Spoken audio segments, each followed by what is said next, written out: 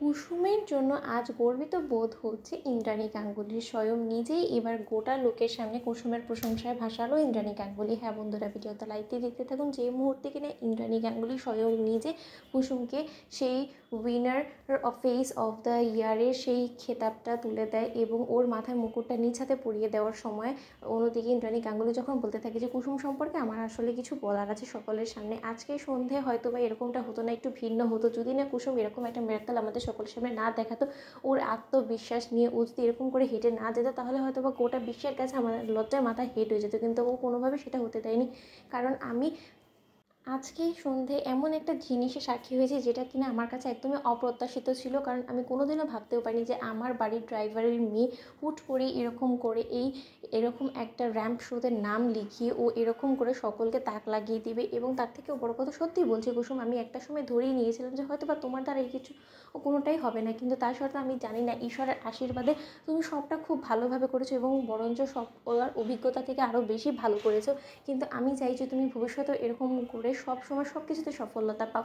অন্যদিকে কথা বলা মাত্রই যখন কুসুম বলতে থাকে যে থ্যাংক ইউ দেবীমা, দেবীমা আপনি আমার পাশে ছিলেন এবং আমি শুধু আপনাকে স্মরণ করেছি এবং আয়ুষবাবু এবং ঈশানবাবুর আমাকে সাহস জুগিয়েছে বিধে আজকে আমি এত দূর অবধি এত কিছু করতে পেরেছি। অন্যদিকে এই কথা বলা মাত্রই যখন স্টেজ থেকে নেমে আসা মাত্রই কুসুমকে যখন সকালে কনগ্রাচুলেট করতে থাকে, ঠিক সেই সময় আয়ুষ কুসুমকে আনন্দে জাপটে ধরে এবং বলতে থাকে যে সত্যি Kusum I am proud of you, আমি বলেছিলাম না তুমি পারবে। ঠিক সেই সময় ঈশান বলতে থাকে যে দেখেছো তো কুসুম, আমি বলেছি না তুমি সব কিছু পারবে, এবার আমরা আমাদের শত্রুপক্ষের মুখে ঝামা ঘষে দিতে পেরেছি। ঠিক সেই মুহূর্তে ইন্দ্রাণী গাঙ্গুলি স্টেজ থেকে নেমে আসা মাত্রই বলতে থাকে যে ঈশান, এত দিন ধরে তুমি সব কাজে গড়বড় করেছো ঠিকই আছে, কিন্তু এই যাত্রা তুমি গড়বড় করতে করতেও তুমি একটা জিনিস ভালো করে ফেলেছো যে তুমি আমাদের নামটা অন্তত ডুবতে দাওনি, আমাদের নাক কাটা যেতে দাওনি।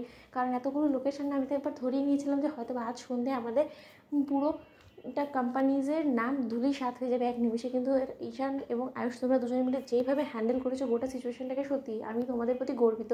অন্যদিকে এই কথা বলা মাত্রই যখন কুসুমের প্রশংসায় ঈশানের বাবা বলতে থাকে যে সত্যি কুসুম, তুমি আজকে আমাদের সকলকে চমকে দিয়েছো, আমাদের সকলের ধারণা পাল্টে দিয়েছো।